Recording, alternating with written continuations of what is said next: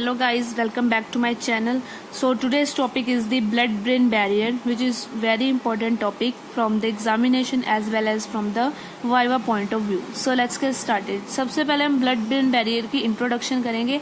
That what is the blood brain barrier? इसकी introduction देनी सबसे पहले बहुत important है. So introduction में हम कौन सी चीज यहाँ पे लिखेंगे? Introduction में हम लिखेंगे that basically पहले मैं समझा दूँ थोड़ा सा यहाँ पे कि जैसे हमारा जो ब्रेन होता है, ठीक है, उसके नीचे उसकी कंटिन्यूएशन है स्पाइनल कोड, ठीक है, ये दो चीजें हैं. अब इनको एक स्टेबल इन्वायरमेंट चाहिए, एक पूरा ऑप्टिमल एक तरह का इन्वायरमेंट चाहिए ताकि ये अच्छे से अपना फंक्शन परफॉर्म कर सके, ठीक है. तो ये इन्वायरमेंट इनको कौन देता है? It is by the blood brain barrier, ठीक है. ये basically it is a type of barrier which protects the brain and spinal cord from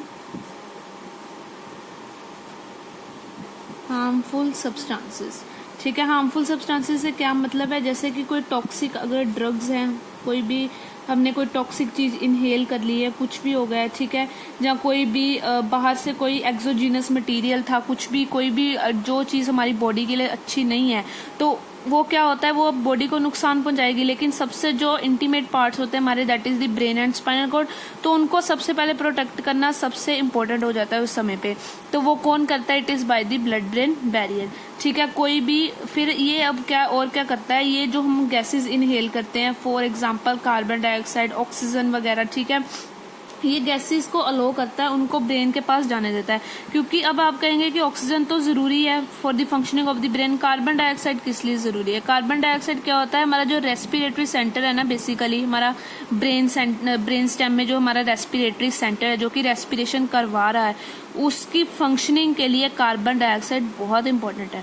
अगर ये ना हो, अगर कार्बन डाइऑक्साइड नहीं गई तो वो रेस्पिरेटरी सिस्टम जो हमारा वहां पे वो जो सेंटर है वो काम करना बंद कर जाएगा, इवेंचुअली रेस्पिरेटरी सिस्टम, और death, it will lead to death of the person. So ये जो गैसेस हैं इनका ब्रेन और स्पाइनल कोड इन सब में जाना बहुत इंपॉर्टेंट है. तो blood brain barrier toxic drugs को तो वो नहीं जाने देता उनके पास, लेकिन वो गैसेस एंड हमें जो न्यूट्रिएंट्स हम लेते हैं, सबसे इंपॉर्टेंट न्यूट्रिएंट है ग्लूकोज, जो कि एनर्जी के लिए सबसे इंपॉर्टेंट है. तो ये गैसेस एंड ये न्यूट्रिएंट्स को अच्छे से अलो करता है कि वो नर्वस टिश्यू में एंटर हो जाएं, ठीक है. अब ब्लड ब्रेन बैरियर बेसिकली क्या होता है कि इसका जो फंक्शन है वो बहुत इंपॉर्टेंट है in case of the brain and the spinal cord. तो अब कुछ एरियाज ऐसे होते हैं जिनमें ब्लड ब्रेन बैरियर है ना, जो वो एब्सेंट होता है, वो होता ही नहीं है ब्रेन में. ये नहीं है कि जो सभी रीजन्स हैं ब्रेन के उन्हीं में होगा ब्लड ब्रेन बैरियर. कुछ ऐसे रीजन्स भी हैं जिनमें ब्लड ब्रेन बैरियर नहीं है, तो उन रीजन से ड्रग्स इजीली जो है हमारे ब्रेन में एंटर कर सकते हैं. तो वो कौन कौन से रीजन है, ये बहुत इंपॉर्टेंट है. तो ये सबसे पहले मैंने एक न्यूमोनिक यहाँ पे तैयार किया, आप याद कर सकते हैं, 2IP, ठीक है. 2IP मीन्स कि 2 आई हैं और 2 ही P हैं, ठीक है. ये बताती हूँ कैसे. It is the 2IP and tawa, जो हम यूज करते हैं ना तवा, ऐसा लिखा हुआ है. तो ये बेसिकली ये रीजन्स हैं जिनमें ब्लड ब्रेन बैरियर एब्सेंट है. तो ये वाइवा पॉइंट ऑफ व्यू से बहुत इंपॉर्टेंट है. आप ऐसे ये म्यूमोनिक आप लिखे नहीं आओगे, लेकिन आप ये म्यूमोनिक जो है इसकी हेल्प से आप याद कर सकते हैं और आपको पूरे एरियाज याद रहेंगे कौन कौन से एरियाज में ब्लड ब्रेन बैरियर एब्सेंट है. ये बहुत हेल्पफुल है. सबसे पहले आई वाले वर्ड पे आते हैं कि कौन से 2 आई वाले रीजन हैं जिनमें ये चीज नहीं है. तो सबसे पहले हो गया हमारा inferior wall of pineal recess. Pineal recess basically जो ये पीनियल रिसेस है ना, ये बेसिकली थर्ड वेंट्रिकल से रिलेटेड है. आपको उस वीडियो में अच्छी तरह से इसकी डिटेल पता लग जाएगी. तो उसकी जो इंफीरियर वॉल है ना, उस इंफीरियर वॉल में जो ये ब्लड ब्रेन बैरियर है ना, ये एब्सेंट है, ठीक है. तो आई से एक हो गया inferior wall of pineal recess. दूसरा आई क्या है? That is the interventricular foramen of Monro, जो कि मैंने पहले बताया था कि ये लेटरल वेंट्रिकल्स को कनेक्ट करवा रहा है थर्ड वेंट्रिकल के साथ, ये फोरामेन. तो इस फोरामेन के रीजन में भी जो ब्लड ब्रेन बैरियर वो एब्सेंट हो गया. तो हमारे 2I तो हो गए. अब हम 2P पढ़ेंगे कि कौन से P वाले रीजन हैं जिसमें ब्लड ब्रेन बैरियर प्रेजेंट नहीं है. तो सबसे पहले हमारा आ गया, that is the pineal gland.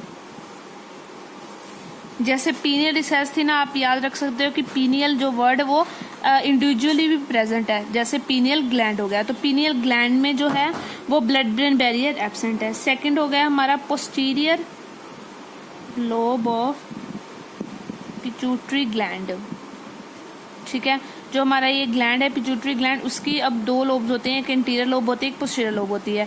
तो ये जो पोस्टीरियर लोब है ना उसकी, उस रीजन में ये जो ब्लड ब्रेन बैरियर है ना हमारा, ये एब्सेंट है उस रीजन में भी, ठीक है। तो ये 4 रीजन्स तो हो गए, अच्छे से हमें याद हो जाएंगे कि 2I वाले रीजन्स हैं, 2P वाले रीजन हो गए, ठीक है। तो अच्छे से 4 तो हमें याद हो गए रीजन यहाँ पे कि कौन कौन में से ब्लड ब्रेन बैरियर एब्सेंट है। अब बात कर लेते हैं तवा की, दैट इज टी क्या है, दिस इज द ट्यूबर सिनेरियम।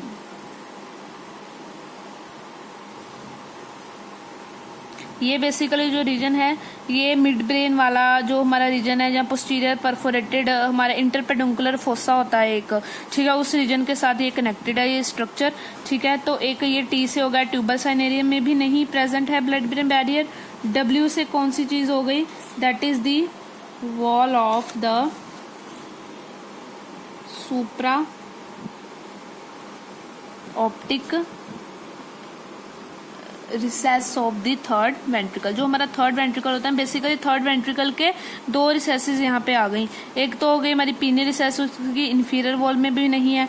दूसरा हो गया डब्ल्यू से wall of the supra optic recess of the third ventricle, ये एक और रिसेस होती है उसकी सुप्रा ऑप्टिक। तो इसके बारे में हम अलग से इन रिसेसिस के बारे में पढ़ेंगे।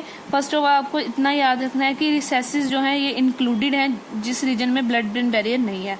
तो यहाँ से हो गया हमारा टी भी हो गया, डब्ल्यू भी हो गया, लास्ट हमारा रह गया दैट इज दी ए। सो ए क्या है, एरिया प्रोस्टेमा।